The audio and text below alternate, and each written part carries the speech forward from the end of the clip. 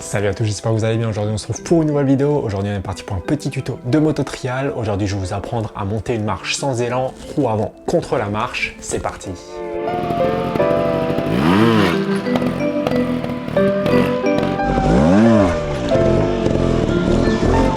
Monter une marche sans élan, ça pourrait être bien pratique selon la situation. Par exemple dans une zone bien étriquée où il n'y aura pas la place de placer la moto droit avant la marche, on pourra venir droit, se placer, poser la roue avant contre la marche et valider son passage.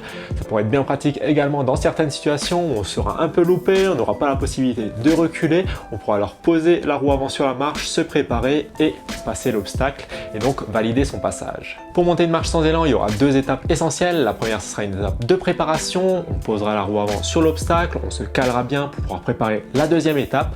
La deuxième étape sera le franchissement. Là, on donnera une extension, on fera monter cette moto au-dessus de l'obstacle pour pouvoir valider son passage. Première étape qui sera super importante, ce sera l'étape de préparation. Là, je vais me mettre en équilibre sur la marche, roue avant contre l'obstacle. Je vais me mettre sur le premier rapport, j'arrive à une faible vitesse et là, le but sera de poser sa roue avant dans l'obstacle. Je dis dans l'obstacle et pas sur l'obstacle parce qu'en fait, je ne vais pas venir poser ma roue, en fait je vais vraiment rentrer dans l'obstacle, comprimer mes suspensions et là dès que ma roue avant touche l'obstacle, je freine avec le frein avant, je freine avec le frein arrière. Le but est de laisser les suspensions en compression. Une fois que je rentre dans l'obstacle, l'équilibre sera plus facile à avoir parce que ma moto sera en compression. Là je pourrais garder mon guidon bien droit, je pourrais bouger droite à gauche. Là en fait je vais rester vraiment bien en équilibre, ce sera assez facile à rester en équilibre si les suspensions sont bien comprimées. Progressivement, je vais pousser mon corps vers l'arrière pour pouvoir gagner un maximum d'amplitude. Je vais lâcher tout doucement mon frein arrière avec le pied. Je vais commencer à faire cirer l'embrayage. Je vais mettre les gaz et le but sera de lâcher complètement le frein arrière. Le frein avant sera toujours bloqué et en fait, on aura déjà les gaz qui vont commencer à cirer pour pouvoir préparer l'extension de la seconde étape. Arrive maintenant le moment fatidique, le moment où il va falloir engager son franchissement. À ce stade-là, j'aurai la moto bien comprimée dans la marche, j'aurai les gaz qui cirent, le frein avant bloqué, le frein arrière sera libre, j'aurai mon corps assez en arrière pour pouvoir gagner un maximum d'amplitude. Là, je vais entamer mon franchissement. Pour cela, je vais prendre une impulsion, je vais ramener mon corps vers l'avant, comprimer encore plus les suspensions. Lorsque mes suspensions se détendent, je tire ma moto vers le haut, je tire avec les épaules, les bras vers le haut tout en lâchant l'embrayage. Ma moto va décoller vers le haut. Là, je serai tiré vers le haut et quand ma moto va monter, je vais essayer de la pousser au-dessus de l'obstacle. Pour cela, je vais pousser avec mes épaules vers le haut, vraiment faire un mouvement qui va ramener ma moto vers l'avant.